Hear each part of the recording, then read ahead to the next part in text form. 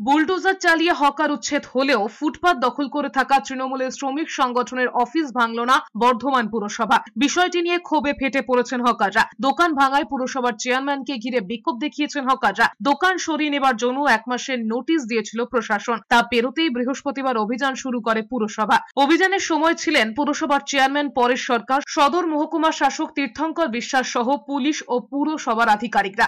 অভিযানকে ঘিরে উত্তেজনা ছড়ায় নার্স কোয়ার্টার মোড়, শ্যামলাল, বাবুরবাগ সহ একাধিক জায়গায়। অধিকাংশ দোকানে নিজেরা নিজেদের জিনিস সরিয়ে নিয়েছেন, তারা দোকান খুলে নিয়েছেন।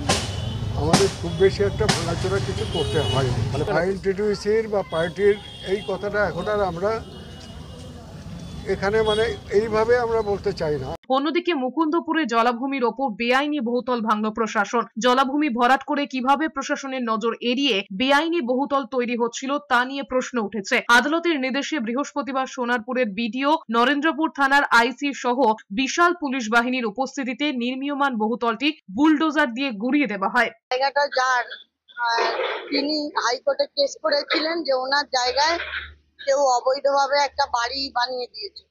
তো সেই মতো হাইকোর্ট থেকে ডিএম সাহেবের কাছে অর্ডারটা আসে, সেই মতো কোর্টের অর্ডার অনুযায়ী এটা ভাঙা চলছে।